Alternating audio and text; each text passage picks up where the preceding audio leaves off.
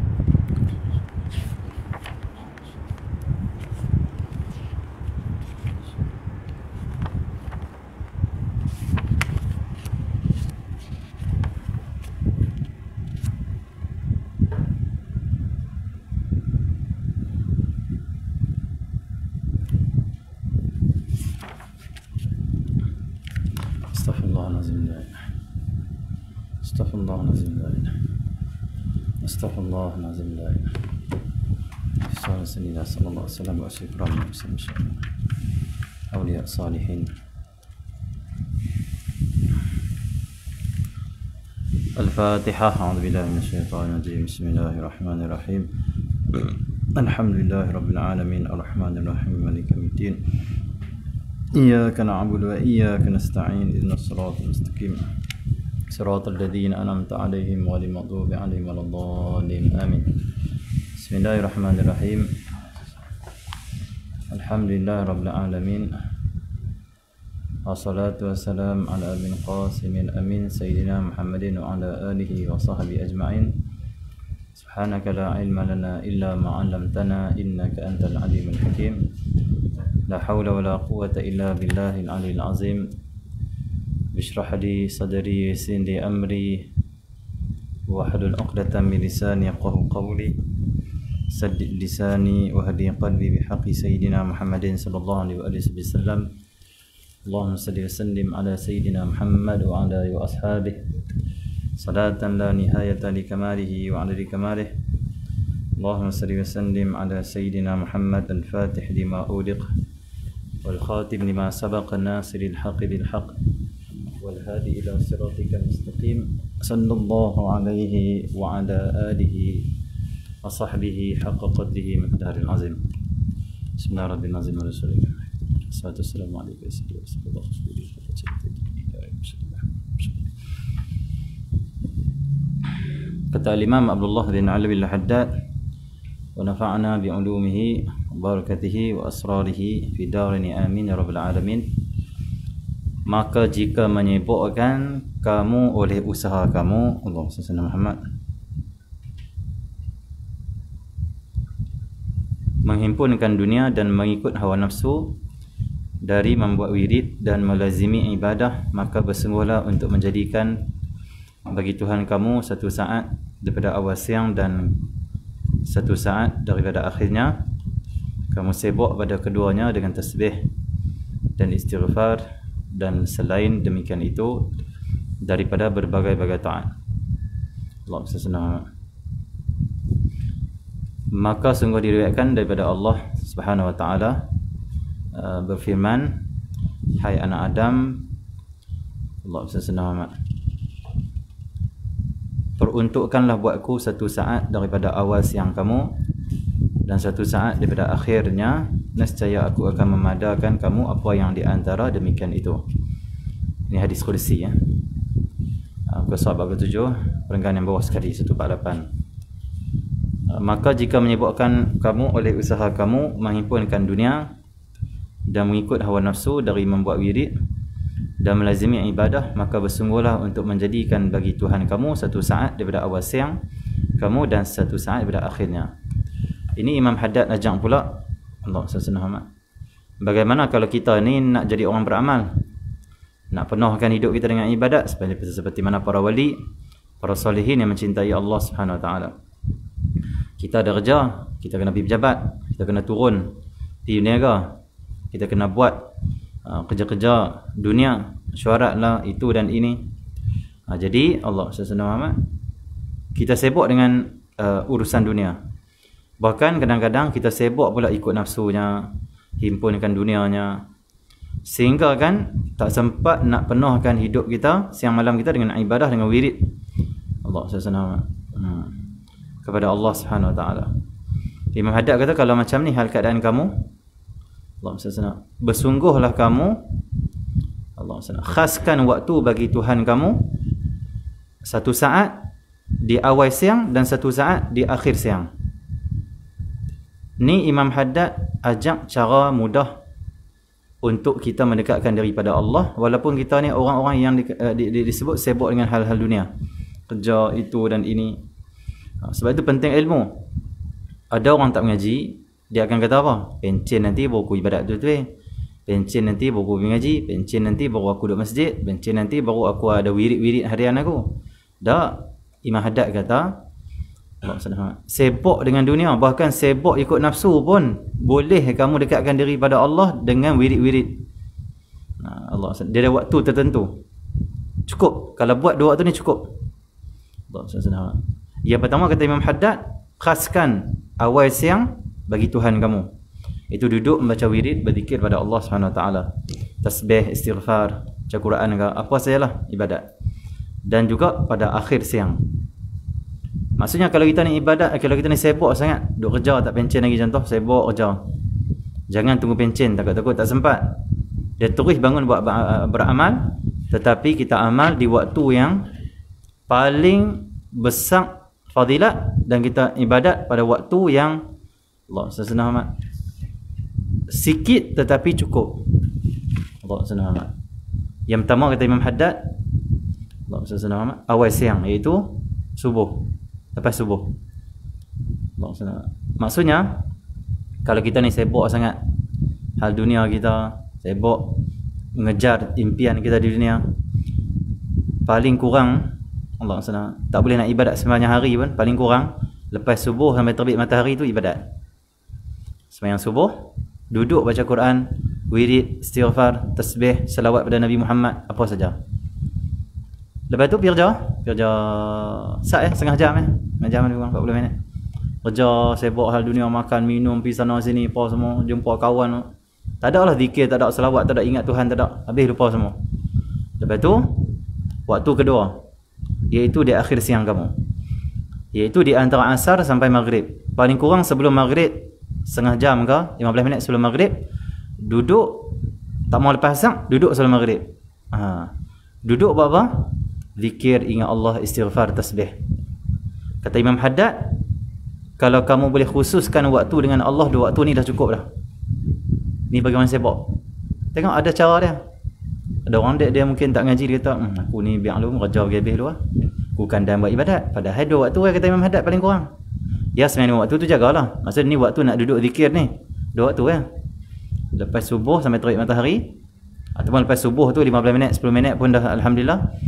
Lepas tu sebelum terbenam matahari akhir siang, ataupun lepas asar. Pilihlah mana pun kita nak. 2 waktu ni saja. Khususkan waktu tu untuk wirid, kata Imam Haddad.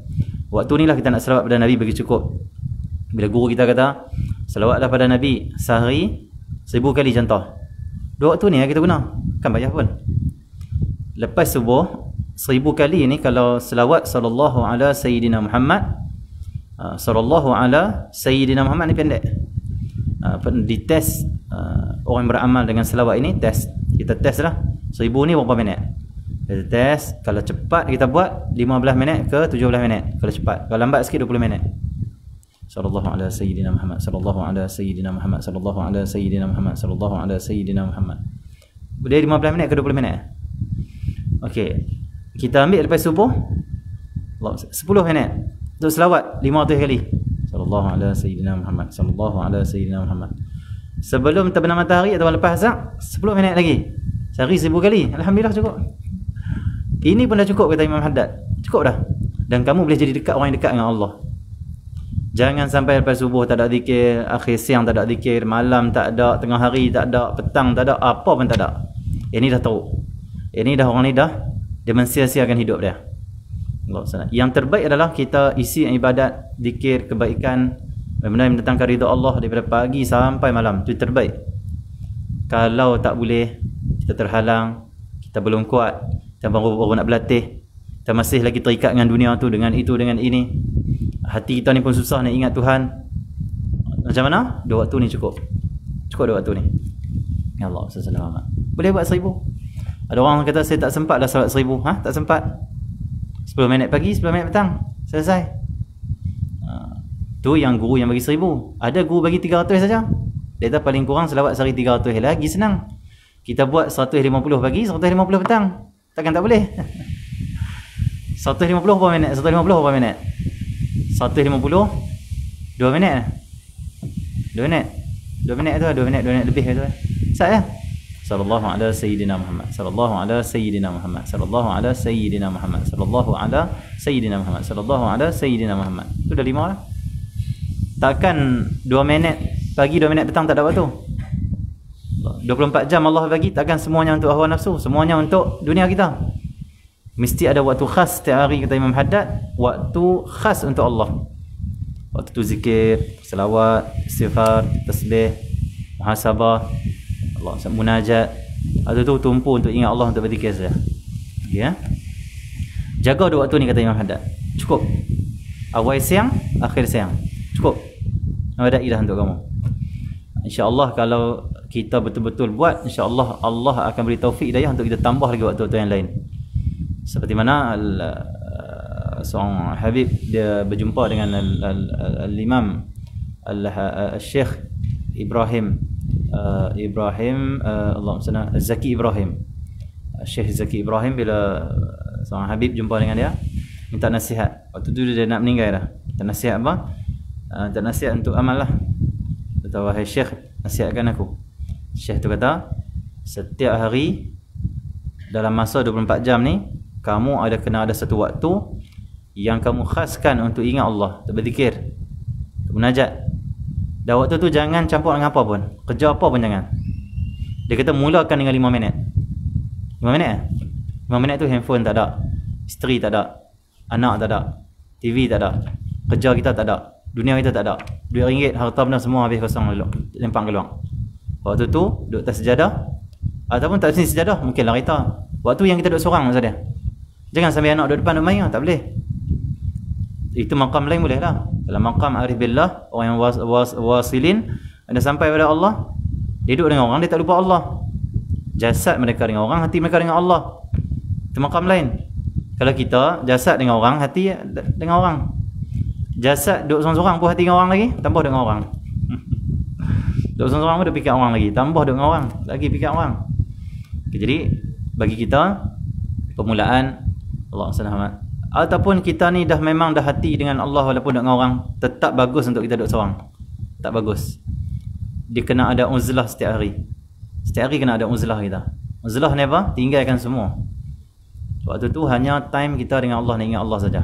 Uzlah setiap hari. Kata Imam Haddad, kata Syekh Ibrahim Zaki Ibrahim mengatakan, dia kata setiap hari 24 jam ni paling kurang 5 minit kamu duduk dengan Allah. Duduk ingat Allah, istighfar, menangis, muhasabah balik diri kita. 5 minit. Setiap hari 5 minit kata dia, cukup. Kalau 5 minit tu kamu buat ikhlas kerana Allah, dan Allah terima apa yang kamu buat, 5 minit akan jadi sejam. Sejam akan jadi 2 jam. 2 jam akan jadi 3 jam. Sehingga kan kamu akan rasa lazat duduk dengan Allah dan tinggalkan semuanya. Lepas dah kuat nur cahaya kerohanian hati kita, ingat Allah, waktu tu kita keluar duduk dengan orang, waktu tu baru tak lupa Allah walaupun duduk dengan orang. Sebab itu setengah ulama dia memilih uzlah. Uzlah ulama ni di pondok lah dengan anak murid dia lah, jarang keluar. Allah SWT. Okey ya. Tetapi ulama-ulama yang keluar bercampur dengan orang, itu ulama-ulama yang mereka telah lepas Allah SWT Muhammad suatu rintangan, iaitu rintangan dia panggil apa? Kelalaian, ghaflah. Jadi hati dia bila dia berzikir banyak, waktu tu apa pun tak kesan pada hati dia. Tak kesan.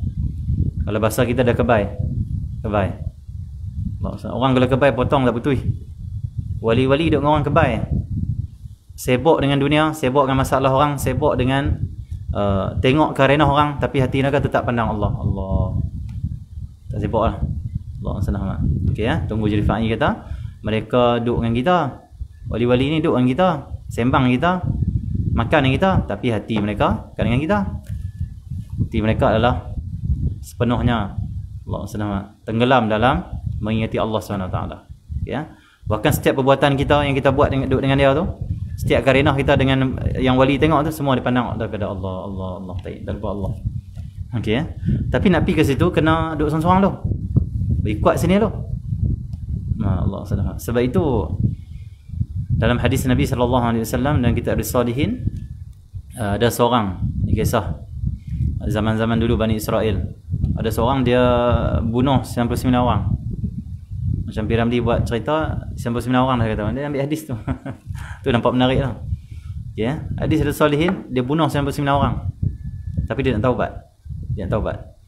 Allah SWT. Dia nak taubat, dia jalan lah. Jalan, kok jumpa siapa-siapa orang yang pandai sikit nak bagi fatwa kat dia, bagi semangat kat dia.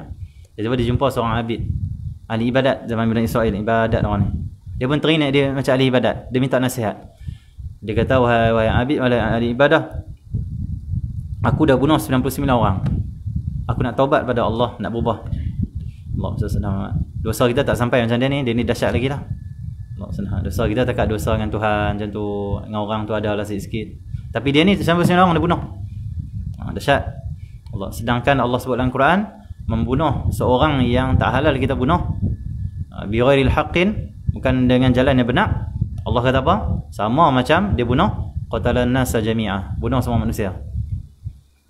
Seorang yang kita bunuh, yang tak halal kita bunuh, tumpahkan darah dia, sama macam kita bunuh seluruh manusia yang ada. Dosa dia. Oh, jangan main-main. Jangan main-main.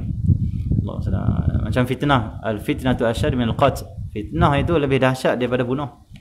Maksudnya kalau kamu bunuh orang tu, lebih baik daripada kamu fitnah dia. Fitnah lebih dahsyat daripada kamu bunuh dia. Tapi kalau kita bunuh dia, lebih teruk daripada kita bunuh seluruh manusia yang ada. Maksudnya fitnah, bunuh, dua-dua jangan. Jangan dua-dua. Okey ya. Fitnah dahsyat, fitnah dahsyat. Allah SWT. Okey, jadi Allah SWT, dia ni fatwa apa? Dia kata, hang bunuh 99 orang, mana boleh Tuhan terima taubat hang ni, teruk punya orang ni. Tuhan takkan terima taubat hang sebab hang dah teruk. Hang dah terlajak lebih lah. Hang dah melampau 99 orang bunuh. 9 orang tak apa lagi lah. Itu contoh. 99 orang Allah tak terima taubat engkau. Dia marah, dia geram. Aku nak taubat, dia ni buat macam ni pula. Dia berkeluar pedang dia, dia tikam. Bagi cukup 100. Bagi cukup 100. Alang-alang bagi cukup 100 terus ya. Okey. Allah senang. Dia jalan lagi. Dia jumpa seorang pula. Dia ni adalah ahli ilmu, ahli kitab, ahli ilmu lah. Allah SWT. Jadi dia jumpa dengan ahli ilmu ni, dia ada rahib, ada pendeta. Pendeta rahib kan, macam tu kalau rahib ni buat ibadat saja. Macam pendeta ni, dia ahli kitab ni, dia panggil pandai Allah SWT dalam ilmu. Okay, jadi dia jumpa seorang, dia panggil apa, ahli kitab yang pandai ilmu lah. Dia kata, aku dah bunuh 100 orang. Main-main 101 lah. Dia cakap lebih kurang 101 lah, lebih cukup.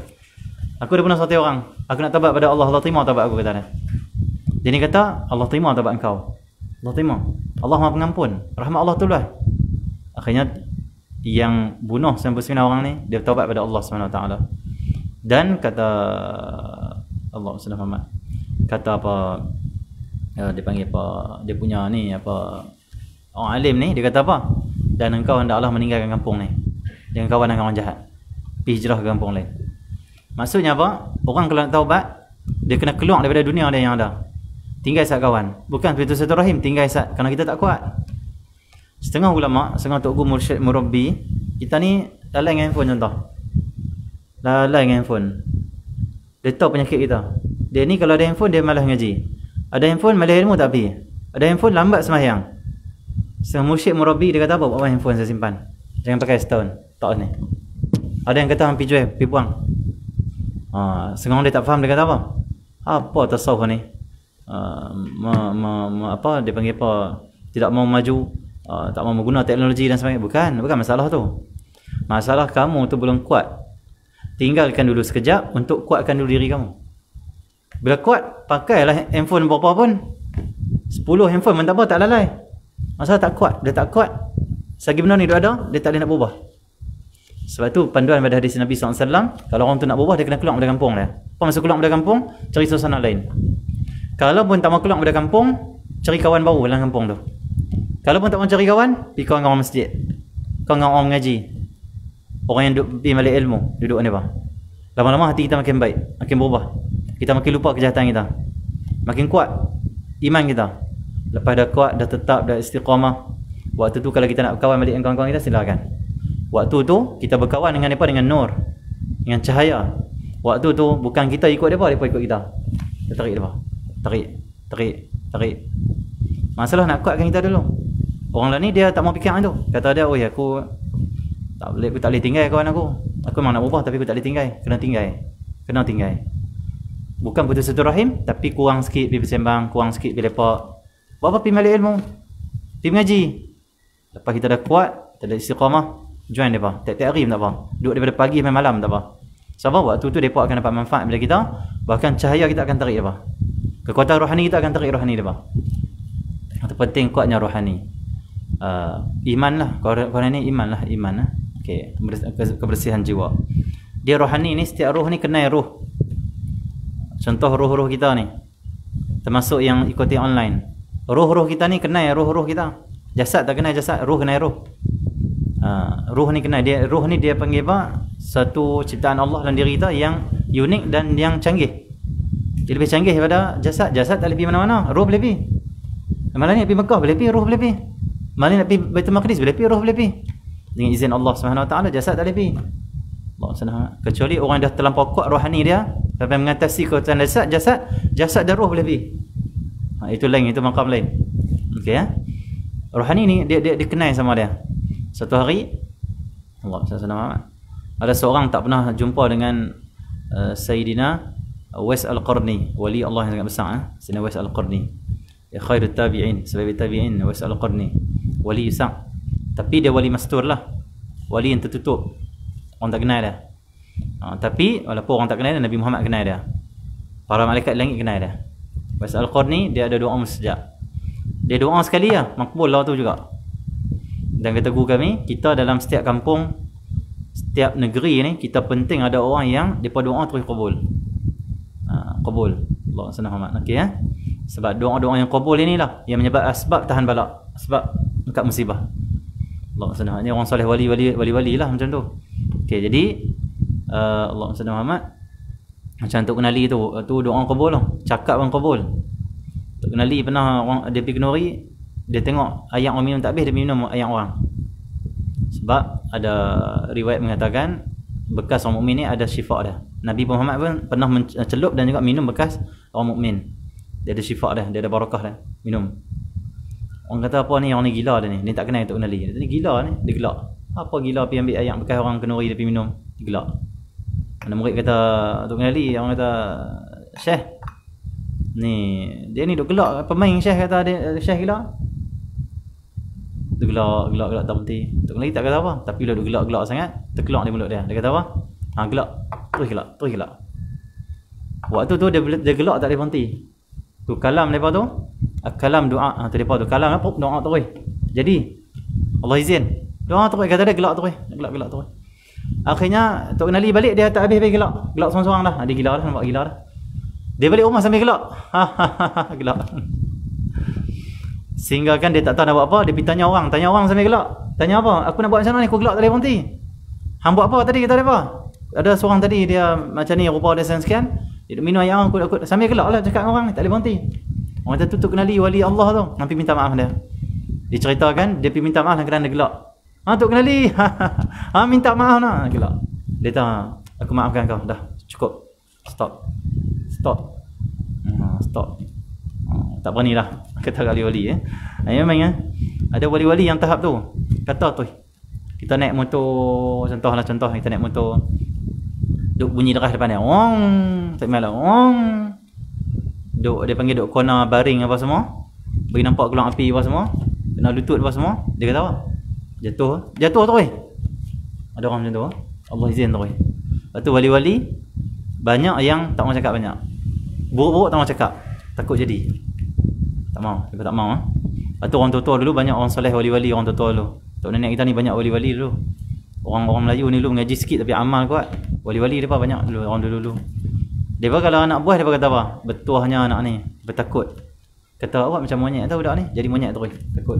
Dia panggil macam monyet sebiji. Takut depa betuahnya budak ni, habis kuat tu betuahnya budak ni. Biar budak tu tak elok, Kita kata hal elok jadi elok. Orang tua dulu. Ilmu orang tua dulu bukan main-main. Ilmu. Tengok orang lain ni dia tak jaga mulut. Akhirnya makin buruk keadaan. Bukan makin baik. Dia ni peburuk orang ni peburuk ni. Peburuk makin buruk bukan makin baik. Sayyidina Muhammad. Okey ya. Jadi macam tu. Jadi Allahumma salli Muhammad. Kita perlunya orang yang mustajab. Dia panggil apa? Uwais Al-Qarni orang mustajab. Wali Allah.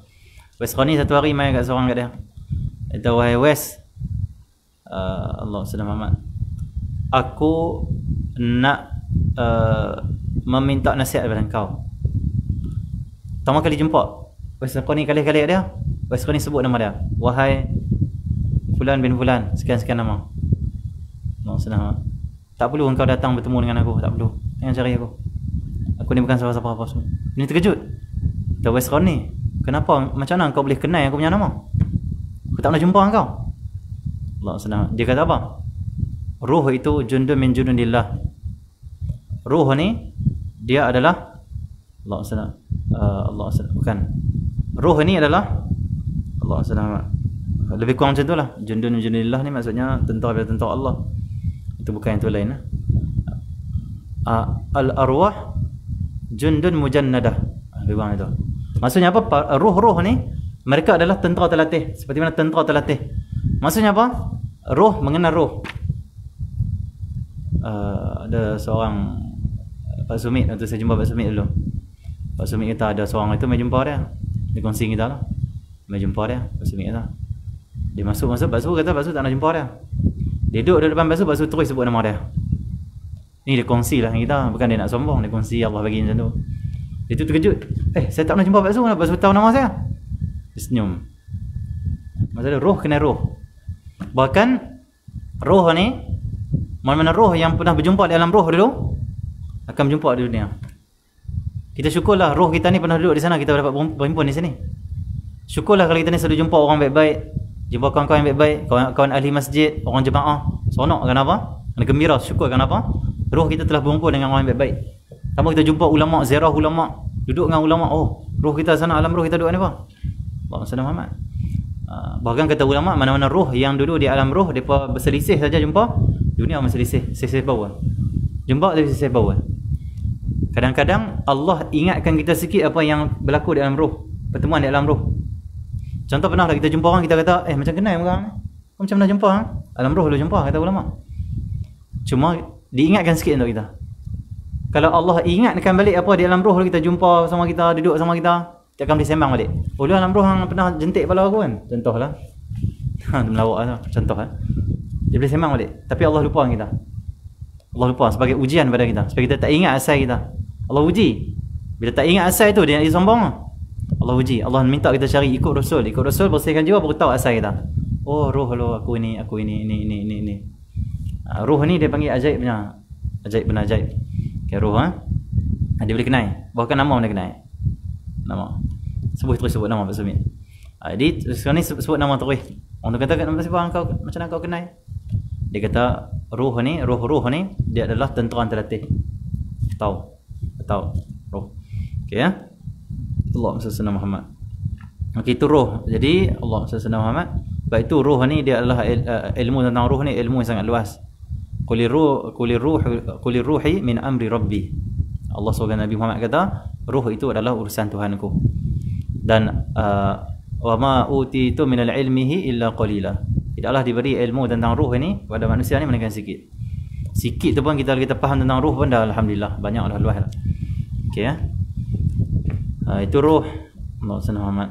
Nak cerita apa tau pergi dekat ruh ni? Cerita apa?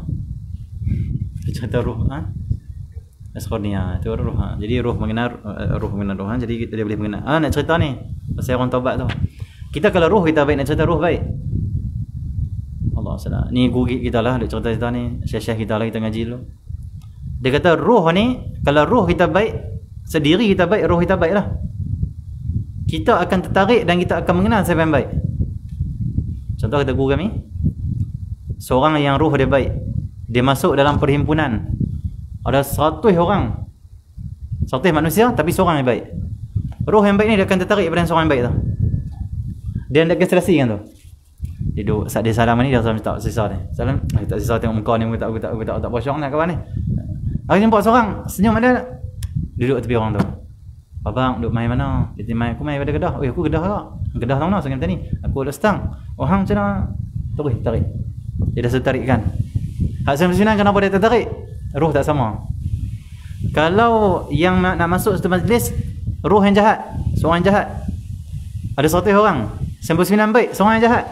Dia salah dengan orang baik dia tak hidup ni lain macamnya. Tak hidup ni duk zikir dah. Dia pun ni tak sporting kan, macam akhirnya jumpa hak jahat seorang tu, dia duduk sembang. Boleh sembang. Roh naik. Bukan setakat tu. Roh yang baik, yang bercahaya, yang diberi ilmu oleh Allah Subhanahu Wa Taala, yang diberi makrifat oleh Allah Subhanahu Wa Taala, yang kuat, roh yang betul-betul mengenal roh yang betul-betul Allah Subhanahu Muhammad, dia panggil apa, mengatasi nafsu, mengatasi jasad. Roh ni kuat maksudnya. Orang yang kuat iman dia, roh dia, Allah Subhanahu. Apa kelebihan dia? Mana roh-roh yang lemah iman, yang jahat, ahli maksiat contoh, duduk dengan dia, duduk depan dia, dia akan rasa kerohanian. Kerohanian tu apa? Roh yang bercahaya yang kuat ni akan tarik roh-roh yang tak baik. Sehingga kita tengok orang yang roh kuat ni, kita kata apa? Aku teringat dia macam dia. Duduk depan tok aku nak taubat. Tengok muka dia, aku nak taubat. Aku tengok muka dia, aku nak ngaji dengan dia. Aku nak duduk dengan dia. Aku nak itu. Kenapa duduk jadi ke tu? Duduk di rumah tak teringat macam tu. Sebab roh kita yang tak baik, yang lemah ni, dah ditarik oleh roh yang kuat. Tarik. Ini rahsia wali songo apa semua ni daripada dakwah. Di Songo contoh wali 9 apa semua, Sunan Ampel, Sunan Kalijaga, Sunan apa Allah Sunan Muhammad. Apa lagi? Sunan Muhammad. Banyaklah 9 semua. Ini rahsia daripada boleh tarik orang dakwah kepada jalan Allah. Kenapa? Dia ada kekuatan rohani. Duduk dengan orang lah, orang terus nak ikut dia. Ada seorang Allah Sunan Muhammad, Al-Imam Abu Yazid Al-Bustami ke Al-Imam Allah Sunan Abu Yazid. Abu Yazid kata salah. Al-Imam Abu Yazid satu hari dia pernah dia pernah seorang anak muda keluar dari rumah. Keluar dia terserempak dengan Imam Abu Yazid Al-Bustami. Tengah-tengah jalan. Dia tengok Imam Abu Yazid. Dia mencari Allah, jatuh saya pingsan. Jahat, lalai apa semua ahli maksiat. Tengok ahli Allah yang kuat roh ni. Rasa nak tabat terus jerit, terus dapat makrifat Allah. Jatuh.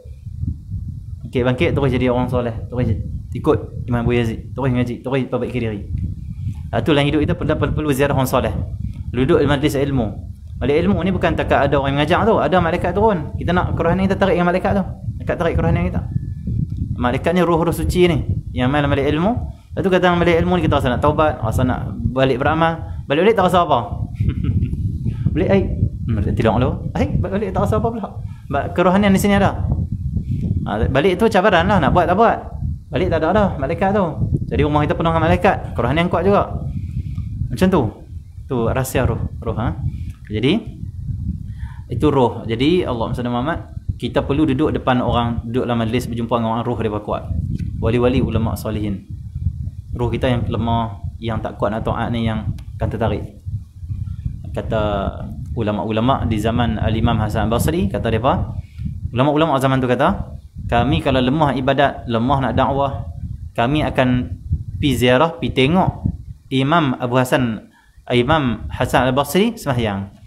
Bila kami tengok Imam Hasan Al-Basri tengah ibadat sembahyang, kami balik, iman kami, hati kami kuat selama 40 hari. 40 hari. Tak ada lemah langsung ibadat, dakwah apa semua. Hanya tengok orang kuat rohani dia. Betul rohani yang lemah dia tarik.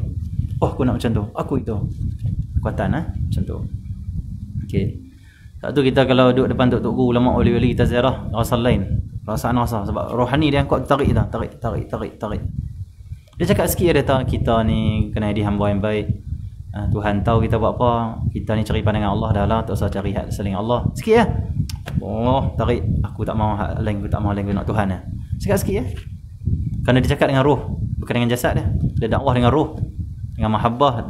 Roh ni apa dia? Mahabbah, dengan ikhlas, dengan takut pada Allah, dengan agung ke Allah, itu roh. Itu semua tu roh, sifat roh tu. Sifat roh tu, itu sifat roh. Kalau nafsu, nak tidur, makan, itu nafsu. Kalau sifat roh tu, takut pada Allah, akhlak mulia, kasih sayang, mahabbah, cinta, itu roh. Okey ya. Jadi kita kena duduk dengan orang yang roh. Dia panggil apa? Orang-orang rohani ya, orang rohani. Okey. Allahumma salli ala Muhammad. Okey macam tu. Allahumma salli. Dan kita baca kitab Imam Haddad ni juga kitab orang roh ni. Orang roh ni. Orang rohani ni. Sebab tu kita rasa kerohanian. Baca rasa kerohanian. Baca rasa kerohanian. Kerohanian ni apa? Kita rasa nak berubah, nak taubat. Maksudnya rasa baik-baik yang dalam ni ada roh. Roh ni bukan maksudnya jadi macam hantu terbang warna putih tu. Itu bukan bicara roh. Roh ni bicara kesucian jiwa yang dalam. Roh. Yang roh tu disebut asal diri kita tu. Yang berjanji dengan Tuhan. Dan roh tu lah ada makrifat tu. Dia sebenarnya kita tak mengaji pun kita boleh kenal Tuhan. Sebab roh dah kenal Tuhan. Cumanya takut terpesong kena mengaji juga. Dia panggil syariat kena ambil. Dan kena ikut jalan yang betul. SOP agama kena ikut. Ni SOP tu nak ikut. SOP agama tak ikut. Kena ikut maksudnya jalan dia. Dia ada tariqah jalan baru sampai makrifat. Okey, jadi bila bersih jiwa kita, roh ni diri kita yang asal. Jasad ni dia panggil sarung. Jasad ni kan diri kita. Kena elok roh, kena betul-betul elokkan roh. Bukan jasad sementara-mentara. Jasad kena elok kan, tapi kena ingat dia sementara, dia sarung dunia. Kita mati nanti yang ni makan ulat. Ini macam buang. Sarung ni buang. Itu mana diri kita? Pergi korek tengok orang meninggal, pergi korek. Tak boleh lah, haram lah korek balik. Tapi kalau korek balik, orang tu mana ada dah? Tengah tulang kan? Pergi mana dia? Kalau diri kita ni jasad, maksudnya kita tak dibangkitkan di kubur lah, habis dah tu. Ulat lah, bangkit macam mana? Tapi tak. Diri kita yang asal adalah roh. Bila kita mati, roh berpisah dengan jasad dengan sarung. Tapi disebabkan sarung ini adalah sarung roh, maka dia hormati dia, ditanam juga, diurus dengan elok. Sebab dia sarung pada yang mulia roh, ditanam dengan elok. Lepas tu roh ni pula dia akan ada jasad baru, dia barzah, dipakaikan jasad baru. Sama rupa macam kita, sama roh. Dan jasad itu sesuai untuk duduk di alam barzah, untuk di sana barzah sana. Okey ya. Jadi diri kita yang asal adalah roh kita. Roh kita. Allah senang. Jadi roh ini Allah telah limpahkan dia makrifat. Ilmu makrifat, ilmu mengenai Allah. Dalilnya waktu mana Allah cipta roh, Allah himpunkan mereka, Allah tanya, alastu bi rabbikum? Kankah aku Tuhan kamu? Qalu bala syahidna. Semua roh kata apa? Bala syahidna. Ya, menyaksikan bahawa engkau lah Tuhan kami. Macam mana roh boleh kenal Allah? Bukan roh kenal Allah, tapi Allah yang kenalkan roh pada Allah. Roh ni dia panggil benda yang ciptaan saja. Allah buat dia. Dia tak boleh hasilkan ilmu sebab kita hanya ciptaan. Bila Allah cipta roh, diri kita lah yang asal itu. Tapi tak tahu macam mana. Roh tu tak tahu macam mana. Dia macam asap ke tak tahu, Allah alam tak tahu. Ulama banyak bicara tentang roh tu macam mana, tapi banyak-banyak pandangan. Tak tahu. Ada ulama mengatakan roh hidup dalam badan kita seperti mana ayam hidup dalam pokok. Belah-belah pokok ayam tak keluar pun. Pokok yang nampak tu putih, ayam tak ada pun. Ayam dalam pokok, lebih kurang itulah ulama kata. Roh ni memang tak dapat nak dicapai dengan mata kasar, dengan teleskop. Apa? Teleskop. Dapat masuk. Tak boleh capai roh. Dia masuk pergi kamera macam apa yang nampak jasad juga. Jantung bahagian jasad. Roh mana roh? Roh rahsia Allah. Roh hanya Allah mengetahui macam mana hal keadaan dia. Allah SWT. Cuma kita dapat rasakan roh dia. Hidup ni roh lah, hidup. Roh kelak mati. Allah SWT. Tapi kita akan tahu hakikat roh bila kita mati nanti. Baru kita tahu roh tu macam mana. Dia terpisah jasad dengan roh, baru tahu, oh aku macam ni ya. Oh ni aku, ni tu sarung aku. Jadi kita tengok jasad kita. Oh jasad aku tu. Nanti baru tahu hakikat roh kita. Kenal roh kita macam mana. Okey ya. Kalau nak tahu cepat mati dululah. Nanti tahu cepat sikit. Okey. Jadi Allah SWT. Okey roh Allah SWT. Jadi bila Allah tanya, siapa, bukankah aku Tuhan kamu? Roh boleh jawab, engkau lah Tuhan kami. Ya, kami saksikan. Itu betul lah, saksikan engkau. Jadi roh dapat kenal Allah ni mai pada mana? Bukan mai pada roh. Allah cipta roh dan Allah juga yang fahamkan dia, beri ilmu dan untuk mengenal siapa yang ciptakan dia, itu Allah. Dan roh itulah yang datang ke dunia, dipakaikan jasad, dan kita lupa balik Allah. Tetapi kita lupa tu sebab kita tertutup dengan jasad, dengan nafsu. Tapi bila kita bersihkan nafsu, kita banyak isi roh kita, kuatkan roh kita dengan iman, dengan amal soleh. Waktu tu bila roh kita kuat, kita akan kembali ingat. Kita akan kembali diri kita ni akan dia panggil apa? Akan muncul balik. Keluar balik. Apa itu makrifat dengan Tuhan? Roh lah makrifat tu, roh. Jasad tak makrifat apa. Yang kita mengenai Tuhan tu roh. Tapi sebelum nak pergi kenal betul-betul itu, bersihkan nafsu. Bila roh dah kuat, nafsu dah lemah, waktu tu barulah kita hidup dengan roh. Bila hidup dengan roh, kenal Tuhan. Hidup dengan nafsu tak kenal Tuhan, kenal makan, kenal minum, kenal tidur. Bila hidup dengan roh, kenal Allah. Ibadat lazat. Okey ya. Baik tu diri dan sebenar. Tu roh. Okey, jadi Allah senang. Roh itu telah diberi ilmu makrifah, ilmu kenal Allah Subhanahu Wa Taala. Okey ya. Cuma nak kenal ni kena ada jalan dia lah. Ngaji asas, ngaji fardu ain, bersihkan jiwa, taat pada Allah, tinggal maksiat, baru boleh kuat dalam. Ni dia pakai long pendek kita tengok. Semayang dak mampu macam tu. Tu pening-pening pula. Allah senang. Duk kira berdua saja. Tiba-tiba dia kata apa? Kami geng makrifat. Tak. Makrifat mesti kamu kena ngaji. Nak dapat makrifat mesti kena amal cara Rasulullah ajak. Sunnah Nabi kena ikut. Akhlak Nabi kena ikut. Muka terbuka. Kalau depa kata makrifat, depa bicara makrifat itu hanya bacaan saja. Dia baca boleh tahu. Syok kalam ni, semang orang. Allah itu adalah ini. Dia kata, "Uish, masya-Allah, dia ni macam ilmu makrifat ni." Baru tiru tu, dia hafal. Bukan keluar dari rohani tu. Wali-wali yang karang kitab makrifat ni, kalam makrifat ni, bukan dia ambil daripada kitab lain. Bukan dia pergi dengar, dia tiru orang tak. Dia muncul keluar. Dia tulis. Macam tu. Banyak ulama-ulama makrifat ni depa tak tangan tu depa macam zauq tak. So jadi kitab. Allah senang macam tu Tak tu nak baca pun kena ahli dia jugalah. Okey ya. Orang yang kahwin faham lah orang kahwin. Lebih kurang tu umpamakan. Kita orang kahwin, kita cerita kat budak tentang kahwin, budak tak faham. Okey ya. Allah senang. Jadi macam tu. Jadi kalau kita hanya hafal kalam-kalam makrifat, baca makrifat, dengar orang cerita makrifat, kita cerita dengan orang, itu bukan ahli makrifat. Di makrifat ni orang yang telah tak ikut nafsu. Tak buat maksiat-maksiat pada Allah, mereka taat, hidup dengan zikir, hidup dengan ibadat, hidup dengan ilmu yang diajar oleh Nabi. Ilmu yang mereka ambil talaqi dengan ulama. Allah senang. Bersih jiwa mereka, tak ada hasad dengki, tak ada tinggi diri, tawaduk. Macam tu Itu betul-betul ahli dia. Allah senang Muhammad. Allah senang. Lagi bahaya ni bila ngaji makrifat, baca kitab-kitab makrifat, syaitan bisik kata kamu paling tinggi. Orang tak faham macam kamu. Dia duduk orang dia bicara tu. So bila orang tak faham dia kata apa? Hampa baru faham kulit. Hampa bukan ahli dia. Nampak? Padahal orang makrifat sebenar, wali-wali yang sebenar, depa bila terkeluar bicara tu orang tak faham, depa akan kata apa? Minta maaf no. Tak usah pakai aku kata apa tadi. Aku silap cakap. Depa kata tu. Dia tak kata orang kulit apa tak ada. Tak maaf dia tahu. Kerana depa tercakap. Allah senang faham okey ya. Dan depa pandang aku dapat faham. Jadi Allah bagi. Orang ni tak dapat faham macam aku faham. Itu pun adalah kurniaan Allah pada dia, itu adalah pilihan Allah pada dia. Allah senang. Kadang-kadang dia lebih mulia daripada aku. Allah, walaupun dia tak boleh faham macam aku faham, boleh jadi lepas ni Allah bagi lebih pada dia dan dia lebih dekat dengan Allah. Lebih Allah senang lebih Allah ridha pada dia. Aku dapat rahsia-rahsia Allah, aku buka Allah murka pada aku lagi teruk. Dia penang tu. Kalau orang kulit aku isi. Kulit dah penting. Kalau tak ada kulit isi tak boleh mai tau. Ada tak durian tak ada kulit? Nah ada, kecuali depa buah dalam tabai. Ada kita pergi kat pokok, oi durian ni tak ada kulit. Masya-Allah terus bisi.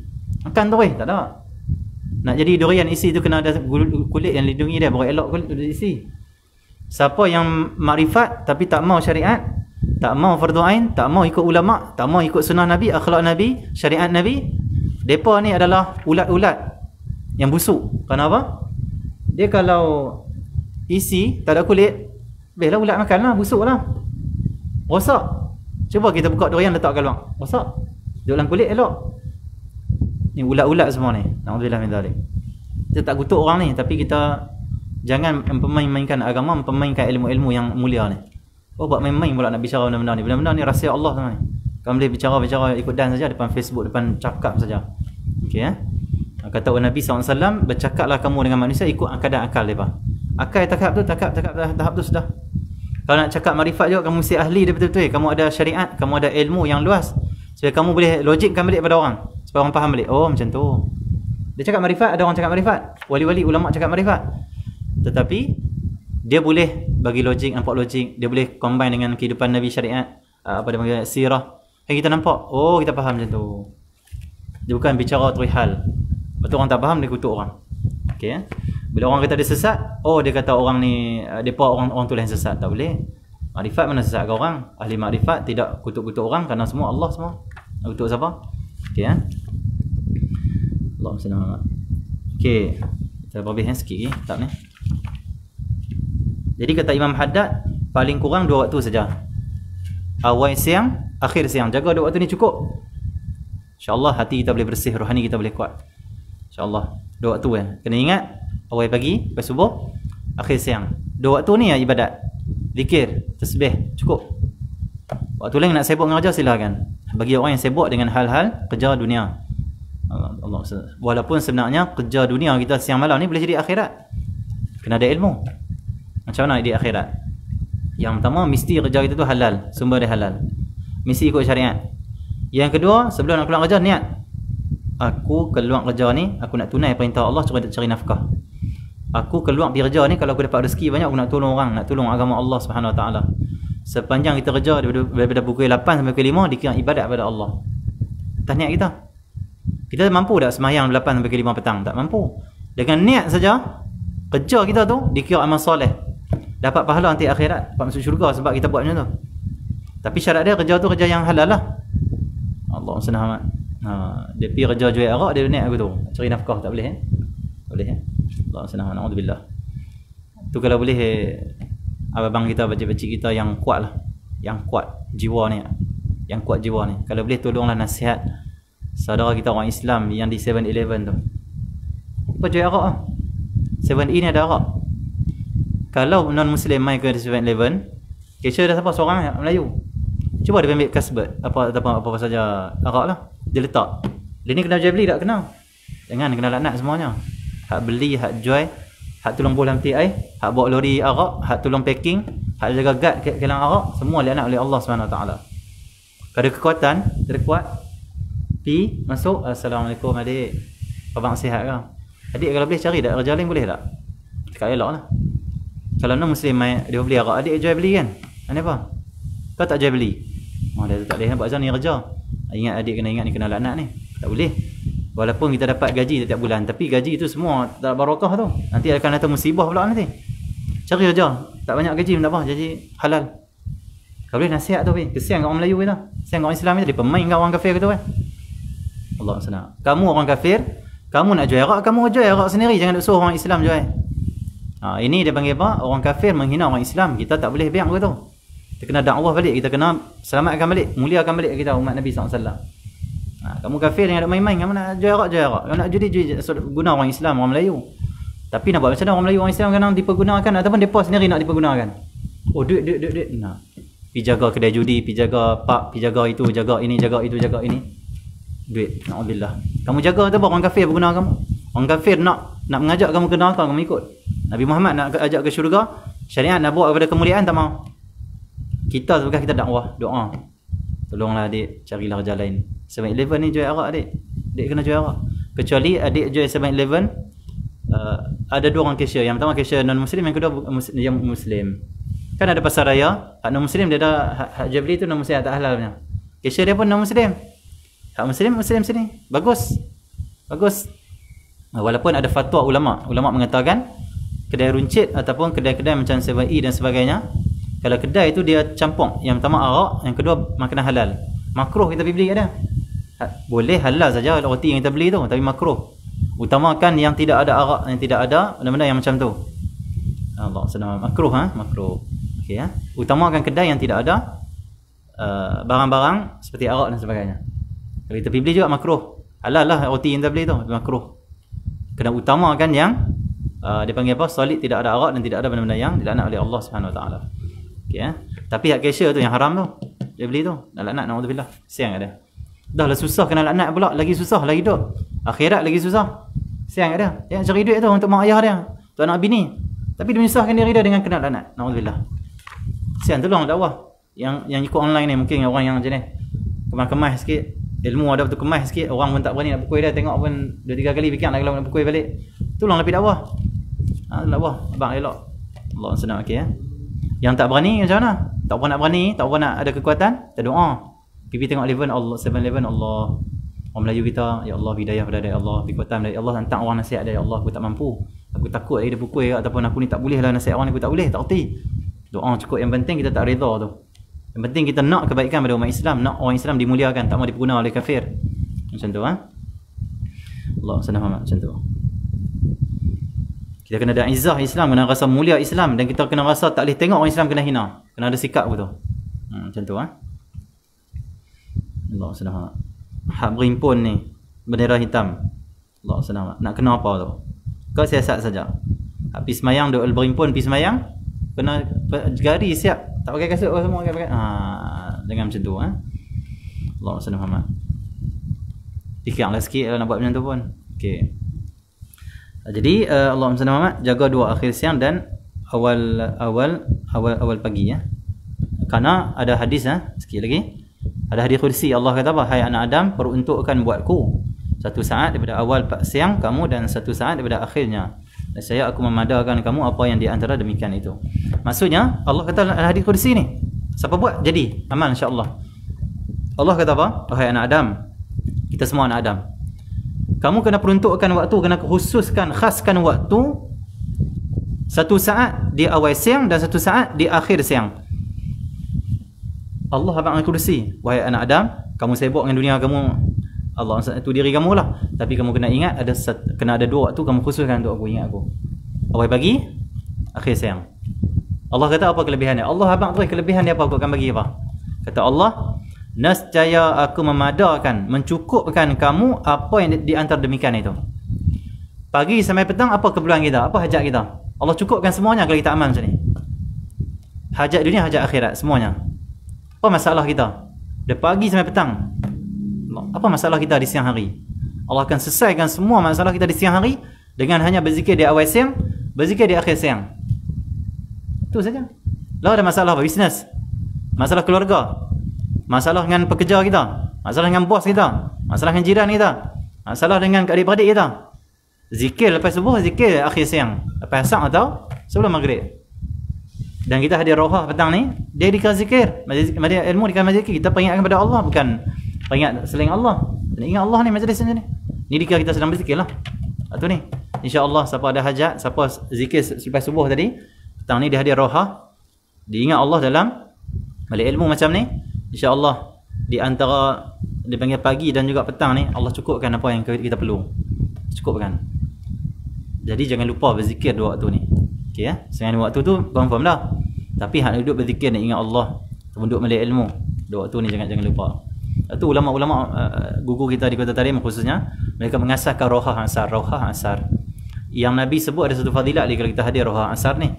Nabi sebut dalam hadis daripada Imam Ahmad tak salah.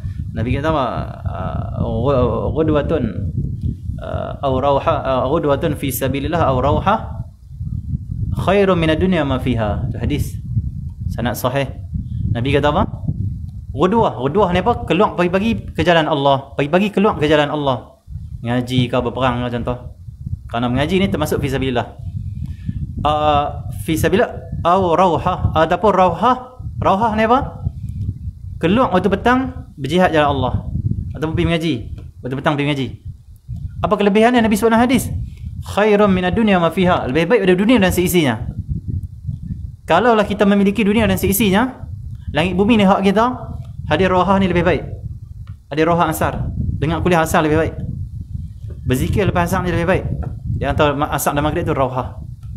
Rohah. Ada ulama mengatakan rohah ni start lepas tergelincir matahari itu zuhur sampai dah terbenam matahari maghrib. Ada mengatakan begitu. Tapi rohah yang khas, yang waktu yang khas ni lepas asar. Ni waktu mustajab. Ni waktu yang sangat kuat kerohanian kalau kita amal waktu ni. Seperti kata Imam Haddad dalam Adab Suluk Murid. Kata Imam Haddad, siapa yang nak limpahan rezeki zahir, duit ringgit lah, harta benda, zikir lepas subuh sampai terbit matahari. Siapa nak rezeki batin, iman, akhlak, ilmu, makrifah, kebersihan jiwa, kerohanian yang kuat, Allah SWT, tawaduk, ikhlas, zuhud, takut pada Allah, nur, cahaya dalam hati, nak semua ni, berzikirlah kata Imam Haddad selepas asar. Siapa duduk berzikir lepas asar ataupun malik ilmu, rawhah, dia akan dapat limpahan kerohanian. Diri dia akan semakin baik, hati dia akan semakin meningkat, bahkan cepat meningkat iman dia. Ni rezeki batin waktu ni, rezeki zahir pagi. Allah SWT. Waktu ni siapa hadir majlis ilmu, berzikir waktu ini, lebih baik ada dunia dan sisi yang dah dapat. Bahkan yang infak, termasuk yang infak, yang buat makan, contoh majlis ilmu petang buat makan, infak, semua tu dapat pahala lebih baik dunia dan sisinya. Bukan memang punya majlis ilmu yang kita adakan. Sebab kita bukan buat sendiri, kita ikut ulama kita dan kita pandu hadis Nabi SAW. Bukan saja kita buat pasang aja ya. Bukan, ada panduan pada hadis Nabi. Ada panduan pada di asas dengan para ulama kita yang mengamalkan hadis Nabi sallallahu alaihi wasallam. Okey ya. Allah SWT. Kalau nak main bola lepas pergi ngaji main bola. Bola macam tu. Okey ya. Tapi kuatkan rohani kita dulu sebelum nak bersukan, nak riyadhah dan sebagainya. Okey. Jadi siapa yang berzikir awal siang dan akhir siang, di antara awal siang dan akhir siang tu kata Allah, itu siang lah maksudnya. Aku cukupkan semuanya keperluan dia. Siapa nak rezeki tak putus, nak rezeki ni tak sempit, nak hajat ni tertunai, zikir lepas subuh, zikir lepas asar, ataupun ada roha, ataupun zikir sebelum asar, sebelum maghrib. Cukup dua waktu ni. Allah cukupkan semuanya apa yang kau perlu. Allah kata ni, hadis kursi Allah kata. Bukan kita kata, bukan guru kita kata, Allah kata yang ni. Tak yakin tak tahu? Allah kata. Allah SWT. Cuba buat 40 hari tengok. Zikir lepas subuh bangun subuh, jangan subuh tak bangun, zikir lepas subuh bangun. Aku zikir lepas subuh bangun, subuh kata. Teruk. Bangun subuh zikir. Asar lepas asar duduk zikir atau rawah. Buat 40 hari. Tengok kesan dia cukup banyak. Limpahan-limpahan ni tak akan dapat banyak. Hak rezeki zahir pun banyak, batin pun banyak. Keperluan Allah cukupkan, hajat Allah cukupkan. Okey ya. Orang lain ni pening dengan syarikat dia, pening dengan rezeki dia, tapi tak ada tindakan. PKP ni macam mana nak tunggu habis dulu baru kuning boleh jalan tu jalan? Tak perlu tunggu habis PKP. Kita pun tak boleh nak habiskan sekelip mata. Kita tak ada apa-apa kekuatan. Tapi dengan kita buat apa yang diajak oleh Allah Rasul, kita boleh lepas dari masalah. Walaupun masalah masih tak hilang lagi. PKP masih ada, tapi rezeki kita akan jadi banyak. Tapi jalan ataupun hajat kita Allah tunaikan. Tak boleh tunggu habis PKP. Untuk lapang hidup kita, amal ni, zikir lepas subuh, zikir pasang, semua Allah selesaikan insya-Allah. Macam tu. Habang kat orang, abang kat adik-beradik, abang kawan-kawan, jaga dua waktu ni. Jaga dua waktu ni. Dua waktu saja, kan banyak. Warid oleh bahawa suhuf setiap hamba itu bila mana dibentangkan ke atas Allah Azza wa Jalla pada hujung setiap hari, maka jika ada kebaikan pada awalnya dan pada hujungnya, Allah Ta'ala firman pada malaikat, padamkan apa yang di antara demikian itu. Ni penting, ni last. Demikian itu adalah daripada limpah kurniaan Allah ke atas kita dan ke atas manusia. Walau begitu, kebanyakan manusia tidak bersyukur, kata Imam Haddad. Kata Imam Haddad, warid Allah SWT, bahawa suhuf setiap hamba itu, suhuf ni apa? Catatan amal kita. Kita buat daripada pagi bangun tidur sampai petang tu, malaikat dah catat. Hak cakap, hak gerak, hak diam, hak baik buruk lah. Baik catat baik, buruk catat buruk. Allah SWT. Suhuf ataupun catatan amal kita ni dibentangkan ke atas Allah pada penghujung setiap hari. Setiap hari penghujung akhir siang ni, malaikat akan bentangkan ke Allah apa kita buat hari tu. Akan baca balik. Jika ada kebaikan pada awalnya dan pada hujungnya, Allah Ta'ala firman pada malaikat. Contoh, awal pagi dia zikir, akhir siang dia zikir. Di antara tu dia ada buat tak baik, contoh. Ada dosa-dosa. Dia kerja mungkin kata benda tak elok apa contoh.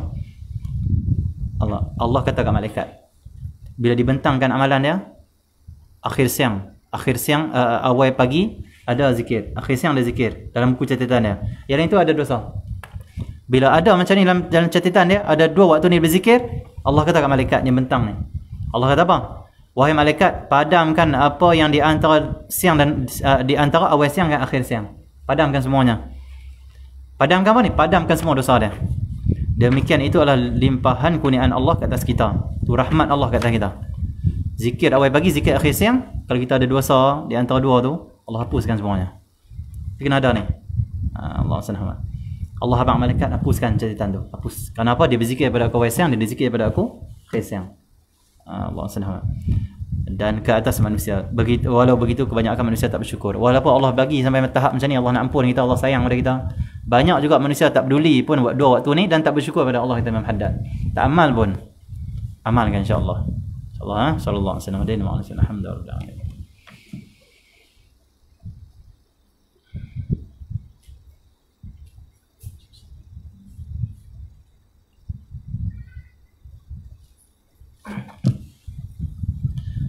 Bila ada pertanyaan pada petang ni pada hamba Allah pada Kota Baharu Kelantan, semoga sahabat saya Luqman Marwan bin Muhammad Zahir sekeluarga dan Suhana binti Hashim dikurniakan kesembuhan dari COVID-19. Amin. Semoga Allah angkat wabak dan wabak beri kesembuhan. Semoga saya diizinkan bertemu Rasulullah, dikurniakan kesembuhan dan kesihatan baik zahir batin. Amin. Seterusnya Nur Halinda Husin, Taman Datuk Senu, Sentul, Kuala Lumpur. Doakan diniatkan tajaan ini diniatkan untuk para arwah Rahmah binti Ma'ali, Husin bin Jonit, Haji Hadari bin Man, Fatinah binti Ma'ali. Semoga Allah sampaikan, Allah luahkan kubur mereka. Seterusnya Muhammad Fairullah bin Johari daripada Kedah. Doa diniatkan untuk arwah ayah dan bapa saudara seluruh keluarga, semoga kekal dalam keimanan, keridai oleh Allah dan amin. Semoga Allah kabulkan semua hajat ini. Seterusnya ada sumbangan kitab wakaf kitab pengajian di sini daripada hamba Allah Kepung KL. Doakan semoga pahala infak ini sampai pada arwah ayah, ibu dan adik. Semoga Allah angkat COVID ini dan negara kita. Amin. Seterusnya Akmal Fahim bin Fakhr Razi, Kepala Batas Kedah. Doakan saya cepat sembuh, doakan saya terus kuat tabah dalam menghadapi ujian. Doakan semoga Allah bersihkan hati saya dan kurniakan makrifat mengenal Allah, dapat ridha, kasih sayang dan selamat dari segala fitnah akhir zaman, fitnah di akhir. Amin. Seterusnya hamba Allah dari Sarawak, doakan saya husnul khatimah, hati husnul khatimah. Doakan cepat sembuh, beri kesabaran, kekuatan menghadapi ujian dan diberi kemudahan untuk urusan perkahwinan dan diberi hidayah pada semua ahli keluarga. Amin. Semoga Allah kabulkan semuanya. Seterusnya Nik Dahana binti Megat, suami, anak-anak, ibu mertua, arwah ibu bapa dan arwah bapa mertua dari Citra Kedah. Doakan semua kami sekeluarga mendapat bimbingan Allah berjalan mengenalnya. Amin. Seterusnya Ustaz Muhammad Akmal Rushdi bin Akram Zaki keluarga dari Bandar Baru Bangi Selangor, minta Ustaz doakan agar Allah kurniakan hati yang suci, yang benci maksiat, dekatkan diri pada Allah dan dijauhkan daripada maksiat zahir batin, mendapat taufik untuk belajar dan beramal. Amin. Semoga Allah ikutan, Allah tunaikan segala hajat. Seterusnya hamba Allah di Melaka diniatkan pada Ustaz dan kepada semua yang pencinta ilmu secara online dan talaqi. Semoga Allah mengangkat darjat, beri kelimpahan rezeki zahir batin kepada semua penaja-penaja kita dan juga kepada kita semua, dan semoga Allah hidupkan hati kita yang kita menghadiri sebab menghadiri Rauha Asar ini. Semoga Allah angkat segala kezaliman, penindasan, segala penipuan, dan semoga Allah Subhanahu Wa Taala zahirkan kebenaran, dan semoga Allah Subhanahu Wa Taala selamatkan umat Islam fitnah akhir zaman daripada fitnah dajjal. Semoga Allah Subhanahu Wa Taala menyelamatkan keluarga kita, zuriat kita dari segala fitnah keburukan. Semoga Allah hidupkan hati kita dengan iman, dengan kerohanian yang kuat dengan Allah, dengan mengenal Allah Subhanahu Wa Taala dan berakhlak sama kita. Sallallahu alaihi wasallam. Alhamdulillah.